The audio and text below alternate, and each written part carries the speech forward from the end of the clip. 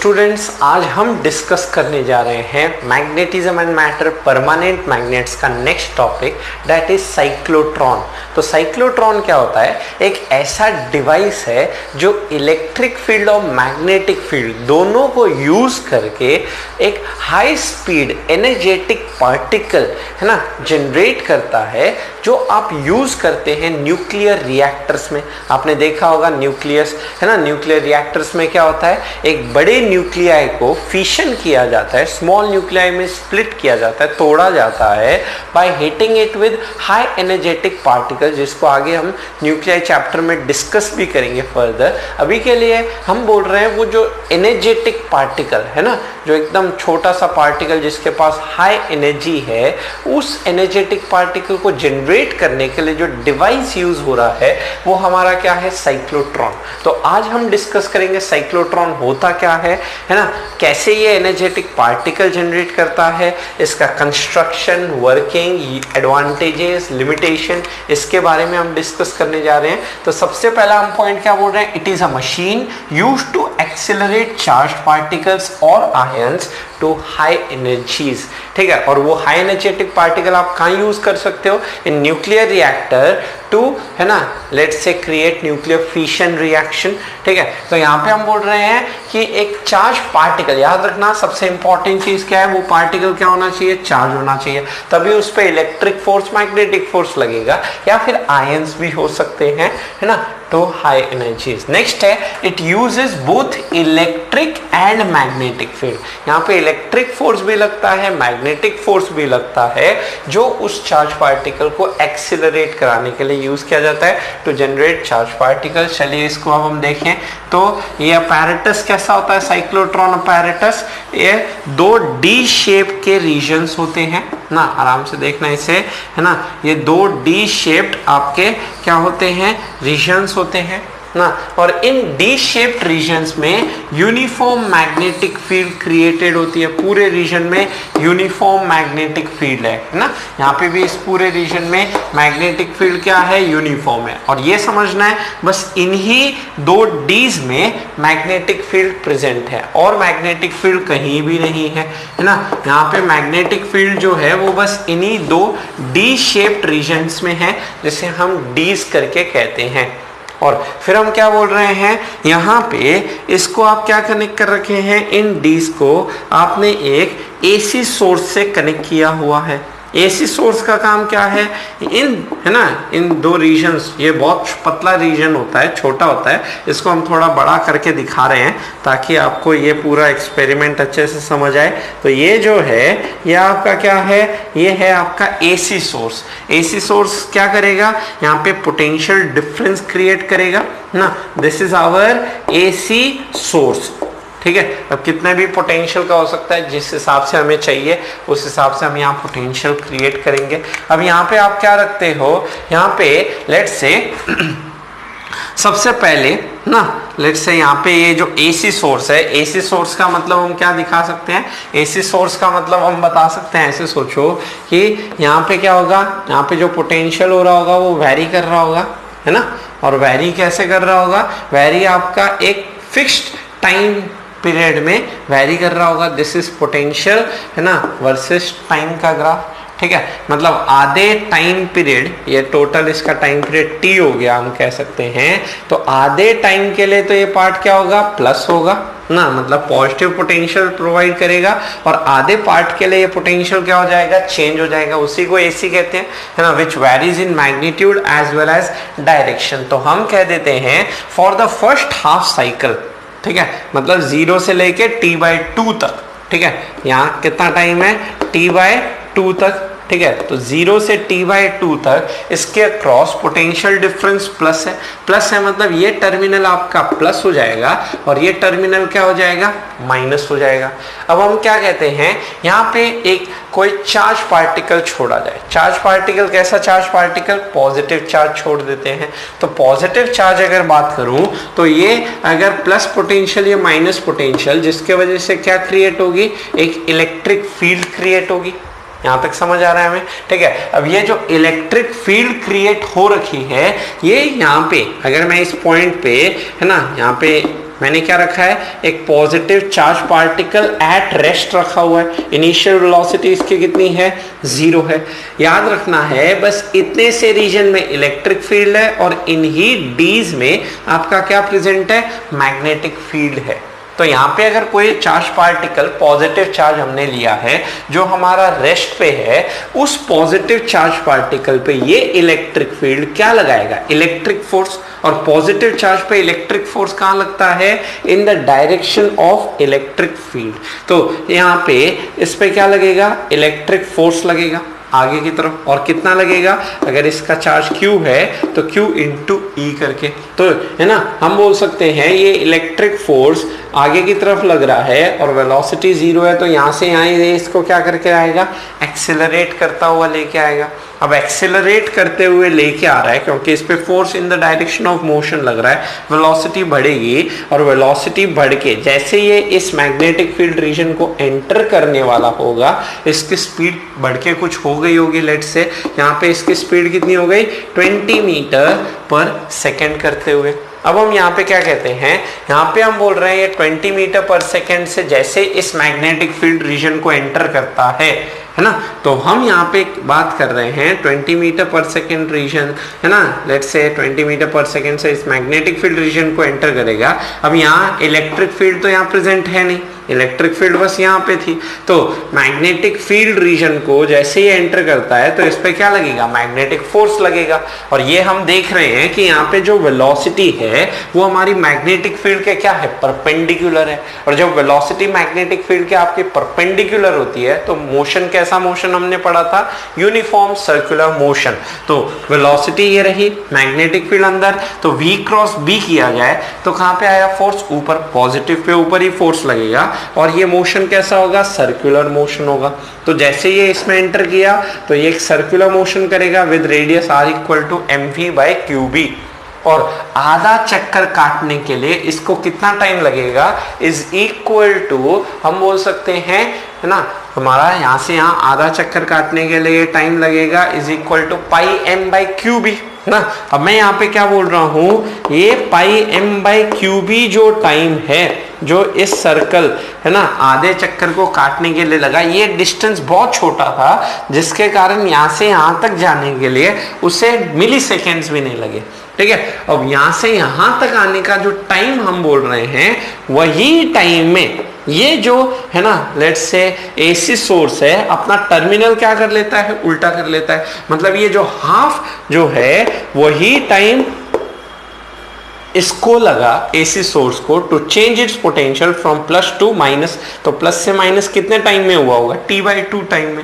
ये चीज हमें समझ आ गई कि आधा चक्कर काटने के लिए इसको सर्कुलर मोशन में t/2 टाइम लगा ना, पाई m/qb, और उतना ही टाइम इसको, है ना, एसी सोर्स को लगा। मतलब हम क्या कह सकते हैं, ये जो टाइम पीरियड है, ये चीज समझना, ये जो सर्कुलर मोशन का जो टाइम पीरियड है वो आपके इस एसी सोर्स के टाइम पीरियड के बराबर होना चाहिए। टाइम पीरियड बराबर होना चाहिए मतलब दोनों का फ्रीक्वेंसी सेम होना चाहिए ना। तो हम कह सकते हैं ये साइक्लोट्रॉन का जो फ्रीक्वेंसी होगा वही इस एसी सोर्स का फ्रीक्वेंसी होगा, जो हमने क्या पढ़ा था, है ना। इसका रेसिप्रोकल कर दिया जाए तो 1/2 पाई, है ना, नीचे आएगा m और ऊपर है QB करके। इसी को हम साइक्लोट्रॉन फ्रीक्वेंसी करके पढ़ा करते थे, है ना, जिसको हमने, है ना, ये सर्कुलर मोशन के टाइम में आपको डिस्कस कराया था। तो ये जो फ्रीक्वेंसी है, this is known as cyclotron frequency करके।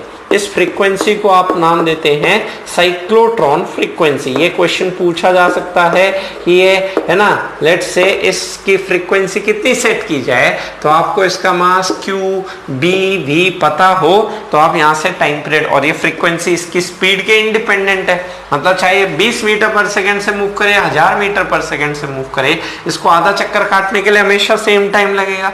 तो हमेशा सेम टाइम में ये अपना क्या करेगा, लेट्स से पोटेंशियल चेंज कर रहा होगा। अब नेक्स्ट हाफ में क्या हुआ होगा, जैसे ये इसने टर्मिनल चेंज किया, अब इसका पोटेंशियल प्लस हो गया, इसका माइनस हो गया। पोटेंशियल प्लस माइनस, जिसकी वजह से यहाँ पे इलेक्ट्रिक फील्ड अपना डायरेक्शन चेंज कर लिया, ठीक है। और हम क्या जानते हैं 20 मीटर पर सेकंड से एंटर किया तो ये कितने स्पीड से, है ना, ये चार्ज पार्टिकल कितने स्पीड से लीव करेगा, सेम, है ना। यूनिफॉर्म सर्कुलर मोशन में क्या होता है, वेलोसिटी चेंज होती है, स्पीड चेंज नहीं होता।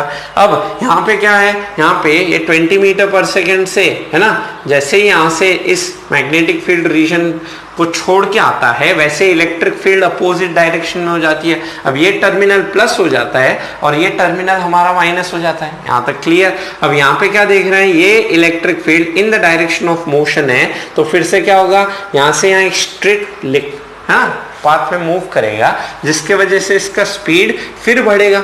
लेट से अब 20 से कितना हो गया, है ना, हमारा लेट से 80 मीटर पर सेकेंड हो गया।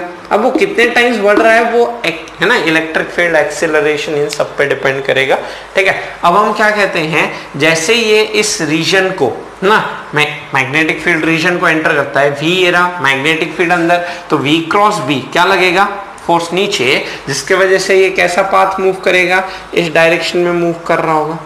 अब हम क्या कह सकते हैं, अब हम यहाँ पे कह सकते हैं फिर से ये सर्कुलर मोशन में मूव करेगा और आधा चक्कर काटने के लिए जो टाइम है वो क्यू बी एम पे डिपेंड करेगा, स्पीड पे डिपेंड नहीं करेगा। तो यहाँ से हम कह सकते हैं कि ये, है ना, जितना टाइम में ये आधे चक्कर को काट के आया है उतने टाइम में अब यहाँ पे, है ना, पोटेंशियल फिर नेगेटिव से क्या हो गया अपना, पॉजिटिव हो गया, ये वाला पोटेंशियल हो गया, जिसके वजह से फिर से क्या होगा, है ना, अब ये 80 मीटर पर सेकेंड से, ना, लेट्स से एंटर किया था तो 80 मीटर पर सेकेंड से लीव करेगा। अब फिर से क्या होगा, जैसे ही ये यहाँ पहुंचेगा वैसे इलेक्ट्रिक फील्ड फिर क्या हुआ होगा, नेगेटिव से फिर पॉजिटिव आ गया होगा, तो इस डायरेक्शन में इलेक्ट्रिक फील्ड हुआ होगा, तो इलेक्ट्रिक फील्ड इस डायरेक्शन में हुआ होगा जिसके वजह से ये क्या हुआ होगा, फिर एक्सेलरेट करके आया होगा, और एक्सेलरेट करके आया होगा तो हम कह सकते हैं फिर से ये जैसे इस रीजन में एंटर करता है तो लेट से कुछ स्पीड बढ़ जाता है इसका, और बढ़ के यहाँ पे हम बोल सकते हैं 200 मीटर पर सेकेंड हो गया। अब यहाँ पे लेट से हमें जो पार्टिकल चाहिए, है ना, for nuclear fission reaction initiate कराने के लिए एज ए इनिशिएटर, ठीक है, वो उस पार्टिकल की स्पीड कितनी होनी चाहिए हमारी, 200 मीटर पर सेकेंड करके होनी चाहिए। तो हम क्या करते हैं, हम यहाँ पे ये 200 मीटर पर सेकेंड वाला पार्टिकल अब बाहर निकालना है, इस डी रीजन से हमें बाहर निकालना है। तो हम यहाँ क्या करने की बात कर रहे हैं, ये 200 मीटर पर सेकेंड के करेस्पॉन्डिंग, है ना, इस मैग्नेटिक फील्ड में जब ये मूव करता तो ये कैसे मूव करता, एक सर्कुलर पाथ में मूव करता, और उस सर्कुलर पाथ का जो रेडियस होता वो रेडियस, है ना, इस d के रेडियस से क्या कर दिया जाता है ना, इस d का रेडियस उस 200 मीटर पर सेकेंड वाले पार्ट के रेडियस से छोटा कर दिया जाता है। तो छोटा कर दिया जाता है जिसके वजह से ये पार्टिकल क्या होगा, पूरा सर्कल कंप्लीट ही नहीं कर पाएगा, बीच रास्ते में ही वो क्या होगा, है ना, यहाँ मैग्नेटिक फील्ड खत्म हो जाएगी, जिसके वजह से यहाँ से हम क्या कर सकते हैं, इस 200 मीटर पर सेकेंड वाला पार्टिकल को हम एक्सट्रैक्ट कर सकते हैं इस पॉइंट से, लेट से नाम दे दिया जाए, ठीक है। तो इस पॉइंट P से हम यहाँ पे 200 मीटर पर सेकेंड वाला पार्टिकल इसको बाहर निकाल सकते हैं। 20 metre per second 80 metre per second वाला पार्टिकल बाहर नहीं आएगा, हमें पता होगा, हमने यहाँ स्टार्टिंग में रखा था, तो ये पार्टिकल कैसे कैसे पाथ मूव करेगा। अब 200 नहीं 1000 मीटर पर सेकेंड चाहिए तो एक और चक्कर कटाओ, एक और एक्सिलरेट कराओ, एक और बार आएगा, है ना, और फिर 1000 मीटर पर सेकेंड वाला पार्टिकल चाहिए तो 1000 मीटर पर सेकेंड वाला पार्टिकल भी एक्सट्रैक्ट करा सकते हो। एक हमने डिवाइस वेलोसिटी सिलेक्टर पढ़ा था ना, जहाँ पे क्या होता है, QVB को बैलेंस कर लेता है, तो वही पार्टिकल स्ट्रेट लाइन पाथ में जाके आप उस वेलोसिटी के करस्पॉन्डिंग पार्टिकल को एक्सट्रैक्ट कर सकते हैं। एक दूसरे तरीके से आप हाई एनर्जेटिक पार्टिकल, वहां पे वेलोसिटी सिलेक्टर था, वहां हम, है ना, कोई लेट से पर्टिकुलर वेलोसिटी वाला पार्टिकल निकालते थे, है ना, उसको एक्सेलरेट नहीं कराया जाता था, यहाँ पे उसको एनर्जी बढ़ाया जा रहा है using both electric field as well as magnetic field. तो ये है हमारा, है ना, लेट से हम क्या कह सकते हैं, ये जो पार्टिकल है ना, ये जो अपैरेटस है, ये अपैरेटस को आप नाम दे रहे हो साइक्लोट्रॉन। और ये साइक्लोट्रॉन कुछ ऐसे वर्क करता है, इसका वर्किंग अब हम लैंग्वेज ये सब भी लिखेंगे। यहाँ ये चीज हमें क्लियर हो गई, समझ आ रहा है नहीं आ रहा है कमेंट करके सब लोग जरूर बताना, है ना, कि ये चीज आपको क्लियर हुई। कोई ज्यादा हाई फाई चीज नहीं है, बस आपको ये चीज समझना है कि, है ना, स्टार्टिंग यहीं से की जाती है, ठीक है। इलेक्ट्रिक फील्ड यहाँ है तो चार्ज को यहाँ रखा, यहाँ नहीं रख सकते, ठीक है, क्योंकि यहाँ रखेंगे तो ये इलेक्ट्रिक फील्ड अब यहाँ लगेगा नहीं, ठीक है, उससे कोई फर्क नहीं पड़ेगा। अब यहाँ पे क्या करेगा, ये इलेक्ट्रिक फील्ड एक्सिलरेट कराएगा, फिर सर्कल में आते ही, है ना, फिर यहाँ पे आएगा, फिर यहाँ जाएगा। तो इस तरह से आप यहाँ पे एक्सट्रैक्शन पॉइंट आप इसे नाम दे सकते हो, this is the extraction point. यहाँ से उस पार्टिकल को क्या कर लिया जाता है, हमारा एक्सट्रैक्ट कर लिया जाता है। और ये जो मैग्नेटिक फील्ड रीजन में हम जानते हैं ये जो फोर्स लगता है मैग्नेटिक फोर्स, वही फोर्स उसको क्या प्रोवाइड करता है, नेसेसरी सेंट्रीपिटल फोर्स, ठीक है, जिसको हमने क्या पढ़ा था, QVB करके इज इक्वल टू mv²/r करके पढ़ा था। और यहाँ पे हम बोल सकते हैं वो जो रेडियस है ना, जिस रेडियस में पार्टिकल मूव करेगा, ठीक है, वो रेडियस हम यहाँ पे, है ना, पता भी कर सकते हैं। अब जैसे हमें 200 मीटर पर सेकंड वाला चाहिए था, तो मास पता होगा, चार्ज पता होगा, बी पता होगा इन डीज में, तो हम, है ना, 200 मीटर पर सेकंड के करस्पॉन्डिंग जो रेडियस निकल के आएगा, उस रेडियस, लेट से 50 मीटर आता है, तो हम ये डी का रेडियस कितना रख देते हैं, लेट से 48 मीटर रख देते हैं, ताकि 48 मीटर वाला, है ना, ऑब्वियसली 550 मीटर के करस्पॉन्डिंग तो होगा नहीं, तो ये 48 मीटर वाला जो रेडियस होगा इस डी का,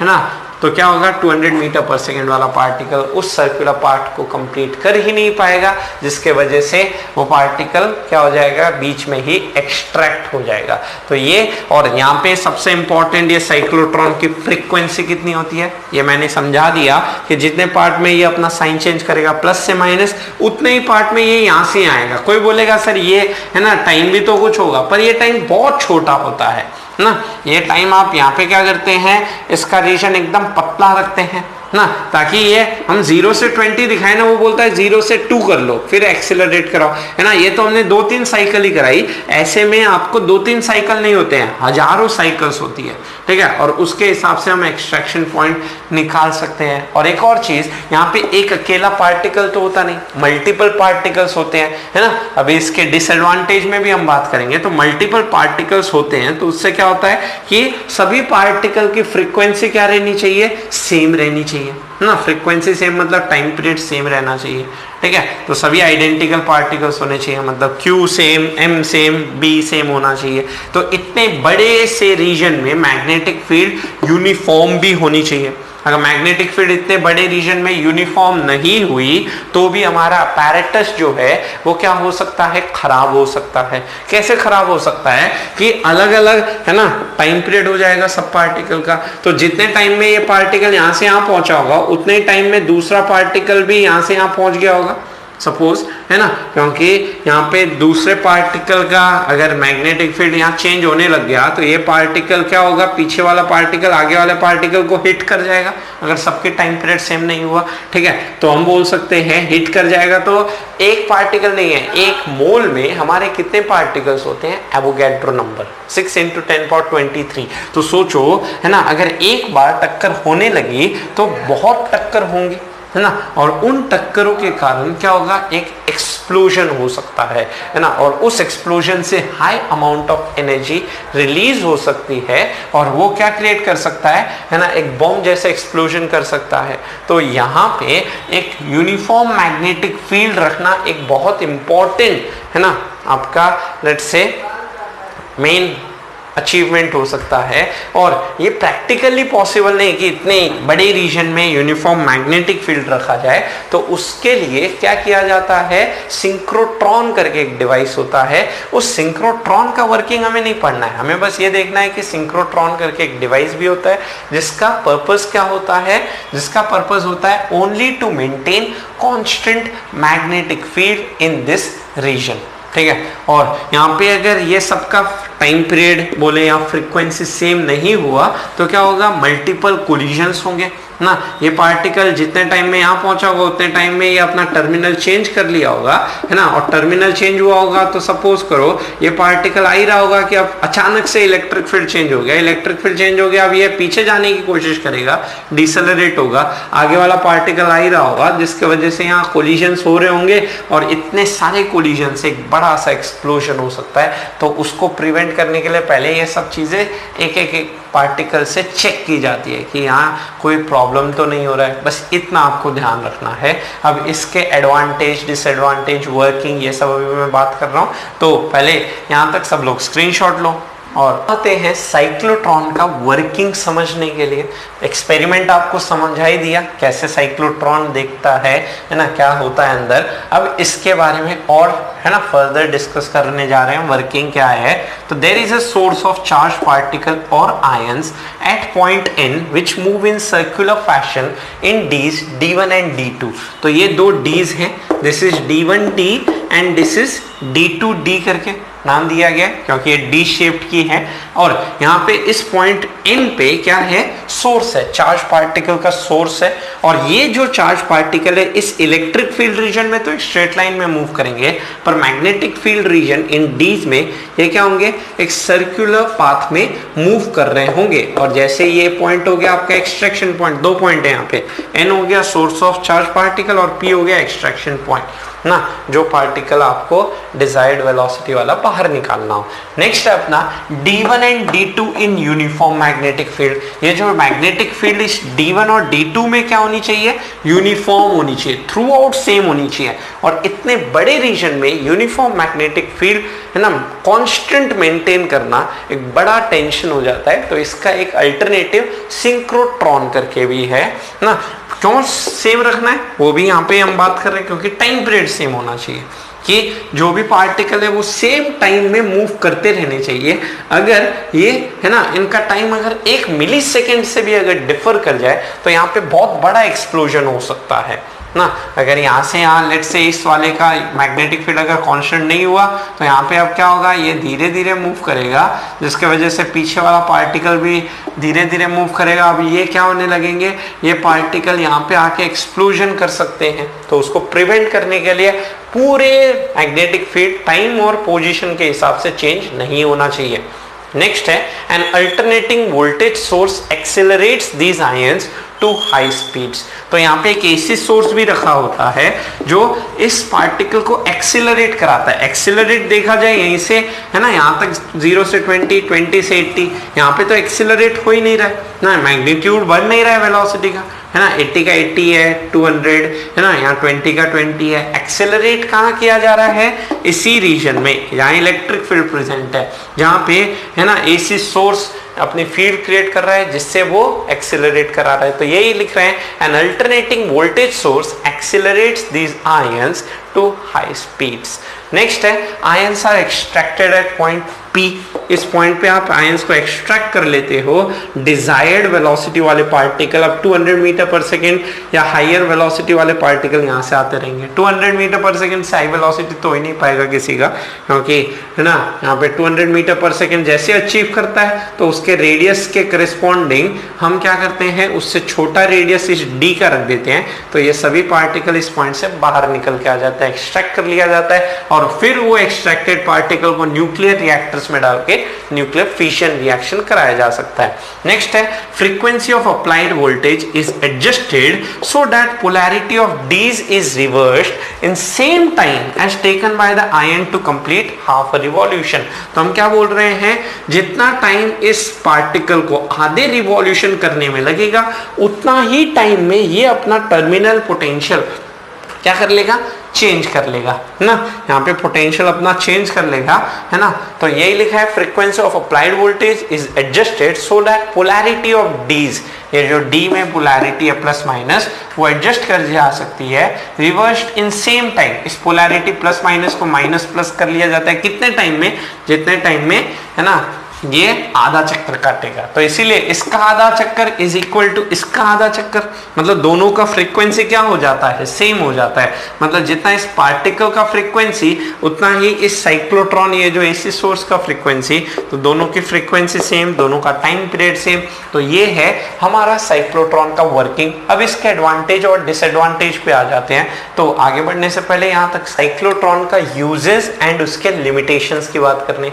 तो सबसे पहला यूज अभी हमने बताया था, न्यूक्लियर रिएक्टर में हाई एनर्जेटिक पार्टिकल प्रोड्यूस करके उस पे हिट कराया जाता है, साइक्लोट्रॉन से प्रोड्यूस करके न्यूक्लियर रिएक्टर पे हिट कराया जाता है एक हेवी न्यूक्लियाई पे, ताकि उसे हिट करके वो एक न्यूक्लियर फिशन रिएक्शन करे और वो जो प्रोडक्ट बने उसे स्टडी करके हम आगे फर्दर है ना कैसे कैसे हैं वो न्यूक्लियर चैप्टर में पढ़ेंगे। तो अभी हम बोल रहे हैं बॉम्बार्ड ना, बॉम्बार्ड मतलब एक पार्टिकल तो होगा नहीं, ऐसे बहुत सारे पार्टिकल्स आएंगे आपके पास, क्योंकि एक अकेले पार्टिकल से काम नहीं होगा, है ना। लेट्स से एक मोल, इतने सारे है ना पार्टिकल जब हिट कराए जाते हैं किसी न्यूक्लियाई पे तब रिएक्शन इनिशिएट होता है। तो bombard the nuclei with energetic particle and study nuclear reaction, और फिर न्यूक्लियर रिएक्शन को फर्दर स्टडी किया जाता है। नेक्स्ट है implant ions into solids and modify the properties और सिंथेसाइज न्यू मटेरियल। तो यहाँ पे बोल रहे हैं जैसे ये एक आपका क्या है मटेरियल है, ये प्लास्टिक का है, अब इसका प्रॉपर्टी मुझे मॉडिफाई कराना है। लेट्स से इसको प्लास्टिक से रबर बनाना है, तो प्लास्टिक से रबर बनाना है तो मैं क्या करता हूँ, इसके है ना न्यूक्लियाई लेवल पे जाके मैं इसके प्रॉपर्टी चेंज करने की कोशिश करता हूँ, है ना। लेट्स से इसके रबर प्रॉपर्टी लाने के लिए मैं इसमें आयंस डाल देता हूँ ना। अब आयंस डालने के लिए क्या करना होगा मुझे, एक है ना गन टाइप के, जैसे इलेक्ट्रॉन गन होती है, डीएनए गन होती है, जिससे डीएनए आप अपने चेंज कर सकते हो। आपको ज्यादा नींद आ रही है, फ्यूचर में ऐसा होगा कि आपको डॉक्टर एक डीएनए गन डालेगा जिससे एक पर्टिकुलर डीएनए आप में इंसर्ट किया जाएगा, जिससे आपकी वो जो स्लिपिंग प्रॉपर्टी है वो चेंज की जा सके। उसी तरह से एक मटीरियल की प्रॉपर्टी चेंज करने के लिए या एक नया मटीरियल बनाने के लिए भी है ना आपको एक हाई एनर्जी, अकेले आयन को ऐसे टच करने से तो जाएगा नहीं, उसकी हाई एनर्जी, जैसे बुलेट भी अंदर क्यों जाती है, क्योंकि उसकी हाई स्पीड होती है। उसी तरह से हम क्या कह सकते हैं कि एक आयन को है ना एक सॉलिड के अंदर डालना है तो हाई एनर्जी क्रिएट करनी होगी, उसके लिए ये साइक्लोट्रॉन यूज होगा, और वो आयन जैसे एंटर करेगा तो वो मॉडिफाई कर सकता है प्रॉपर्टी को, या एक नया मटेरियल ही सिंथेसाइज करके दे सकता है, एंड मॉडिफाई द प्रॉपर्टीज और सिंथेसाइज न्यू मटेरियल। नेक्स्ट है in hospitals to produce radio active substances for diagnosis and treatment. आप हॉस्पिटल्स में ना लेट्स से इसे यूज कर सकते हो डायग्नोस करने के लिए, है ना, एंड ट्रीटमेंट करने के लिए। कोई नया, जैसे आपने सुना होगा कीमोथेरेपी कैंसर ट्रीटमेंट के लिए यूज की जाती है, तो इससे भी हम क्या कर सकते हैं, लेट्स से कैंसर को मारने के लिए आपको एक लेट्स से एक नया लेट्स से कंपाउंड मिल गया, अब उसको इंसर्ट कराना है आपके है ना बॉडी के अंदर ताकि ट्रीटमेंट हो पाए, तो आप उसके लिए क्या यूज कर सकते हो, बिना ऑपरेशन किए हुए आप सिंपल साइक्लोट्रॉन गन लेके उस हाई एनर्जेटिक पार्टिकल को हिट कराया जा सकता है अंदर, है ना, जिस इन्फेक्टेड रीजन में तो कोई ऑपरेशन की जरूरत हुई नहीं, है ना। फ्यूचरिस्टिक ये सब है ना, कुछ अभी होता भी होगा, अभी के लिए हम बोल रहे हैं ये सब, आगे आप ना बायोलॉजी वाले चीज़ों में डिस्कस करोगे कि कैसे ये सब यूज किए जाते हैं। नेक्स्ट है इसके लिमिटेशंस। लिमिटेशन में हम पहली बात क्या कर रहे हैं, पहली बात कर रहे हैं delicate resonance condition. Resonance condition क्या है, रेजोनेंस कंडीशन है कि जो पार्टिकल की जो फ्रीक्वेंसी है वही साइक्लोट्रॉन की फ्रीक्वेंसी बनी रहे, मतलब आधा चक्कर काटने में जो टाइम लगे उतना ही आधा टाइम, आधा चक्कर मतलब आधा है ना, लेट्स से जो एसी सोर्स है प्लस से माइनस आने के लिए टाइम लगेगा, दैट इज हम बोल सकते हैं 1/2 पाई m है ना QB। इसी कंडीशन को आप क्या कहते हैं, रेजोनेंस कंडीशन, दोनों मैच कर जाए, ठीक है। आधा चक्कर पार्टिकल को चक्कर काटने में इज इक्वल टू आधा है ना लेट्स से टाइम लगे to move from plus to minus, उस कंडीशन को आप नाम देते हैं रेजोनेंस। रेजोनेंस मतलब मैचिंग कंडीशन, ठीक है। ये बहुत डेलिकेट है, अगर हल्की सी भी आपकी मैग्नेटिक फील्ड चेंज हो जाती है, चार्ज चेंज हो जाता है, ठीक है, तो उससे क्या हो सकता है, देखो यहाँ पे क्या क्या फैक्टर चेंज हो सकते हैं ना, जैसे जैसे स्पीड बढ़ेगा आइंस्टाइन मास एनर्जी रिलेशन से मास भी चेंज हो सकता है। मास अगर चेंज हो गया तो इसका साइक्लोट्रॉन का फ्रीक्वेंसी चेंज हो सकता है, ना। और साइक्लोट्रॉन का फ्रीक्वेंसी मतलब हम बोल रहे हैं एसी सोर्स तो फिक्स्ड फ्रीक्वेंसी में मूव करेगा, उसका फिक्स टाइम होगा 10 सेकेंड में मूव करेगा प्लस से माइनस। पर ये जो आपका चक्कर है ना, जो ये हाफ रिवॉल्यूशन में जो मूव करने वाला पार्टिकल है वो तो मास पे डिपेंड करता है। उसका मास अगर चेंज हो गया, क्योंकि चलो 20 metre per second 30 metre per second में कोई मास चेंज नहीं होता है, पर आइंस्टाइन ने क्या कहा था, अगर आपका हाई वेलोसिटी हो तो मास डिफेक्ट होता है, गिवन बाय दिस रिलेशन। ये हमने इलेक्ट्रोस्टैट्स में डिस्कस किया हुआ है ना। m is equal to m naught is rest mass 1 minus v by c का होल स्क्वायर। अगर लेट से हम बोल देते हैं let say 3 into 10 power 5 metre per second, इतनी हाई एनर्जी भी हम प्रोड्यूस कर सकते हैं साइक्लोट्रॉन से। पर इसमें क्या होगा, इतने हाई एनर्जी के करेस्पॉन्डिंग मास डिफेक्ट होगा, चार्ज तो चेंज नहीं होता, हम ये जानते हैं, charge remains constant irrespective of speed. तो मास अगर चेंज हो जाए तो मास चेंज हो जाएगा, तो उससे क्या प्रॉब्लम होगा, उससे प्रॉब्लम होगा कि इसको आधा चक्कर काटने में जो टाइम लगा, ठीक है, वो टाइम इसके टाइम से मैच नहीं करेगा, एक्सप्लोजन हो सकता है, साइक्लोट्रॉन वर्क नहीं कर पाएगा। तो लिखा है mass of ion does not remain constant. हमने दिखाया आइंस्टाइन मास एनर्जी रिलेशन से मास डिफेक्ट हो सकता है, जिसके वजह से उसकी जो फ्रीक्वेंसी है वो साइक्लोट्रॉन है ना या एसी सोर्स के फ्रीक्वेंसी से मैच नहीं भी कर सकती है। नेक्स्ट है इलेक्ट्रॉन्स रिक्वायर हाई फ्रीक्वेंसी ना। इलेक्ट्रॉन के करस्पॉन्डिंग मास बहुत छोटा है, ठीक है, तो मास छोटा है तो इसका फ्रीक्वेंसी क्या होना चाहिए, है ना, ज्यादा होना चाहिए। मतलब 1 सेकेंड में ज्यादा आपके है ना अल्टरनेटिंग वोल्टेजेस क्या होने चाहिए, चेंज होने चाहिए। गीगा हार्ट्ज लेवल फ्रीक्वेंसी 1 सेकेंड में 10 पावर 6 साइकिल्स प्रोड्यूस करने वाला फ्रीक्वेंसी है ना सोर्स होना चाहिए, एसी सोर्स। घर में अपने जो सप्लाई आती है वो 50 हर्ट्ज होती है, उससे आप ये साइक्लोट्रॉन ऑपरेट नहीं कर सकते। तो आप अगर मास है ना, इलेक्ट्रॉन का मास बहुत छोटा है, तो उसके लिए आपको हाई एनर्जी सोर्स है ना, हाई एसी सोर्स जिसका हाई फ्रीक्वेंसी हो वो चाहिएगा। ये भी एक बड़ा प्रॉब्लम है ना कि आप यहाँ पे है ना इतना हाई सोर्स नहीं क्रिएट कर सकते। और हमने अभी देखा था कि ये जो मैग्नेटिक फील्ड है, ये मैग्नेटिक फील्ड भी कांस्टेंट रख पाना एक बड़ा प्रॉब्लम है। तो उसका अल्टरनेटिव तो हमने बोल दिया कि आप क्या यूज कर सकते हैं, सिंक्रोट्रॉन करके। ये एग्जाम में आ सकता है कि साइक्लोट्रॉन में एक प्रॉब्लम होती है, ठीक है, क्या प्रॉब्लम है, तो एक तो मास इलेक्ट्रॉन के लिए हाई फ्रीक्वेंसी चाहिए है ना गीगाहर्ट्ज लेवल का, एक दूसरा इतने बड़े रीजन में डीज में यूनिफॉर्म मैग्नेटिक फील्ड रख पाना मुश्किल है। तो उसका अल्टरनेटिव क्या है, आप सिंक्रोट्रॉन रीजन सिंक्रोट्रॉन करके यूज कीजिए। कैसे वर्क करता है क्या है इसको हमने डिस्कस कर रहे हैं, बस होता है आपको ये याद रखना है। सिंक्रोट्रॉन कैन बी यूज्ड है ना टू मेंटेन, ठीक है, uniform magnetic field in the dees करके।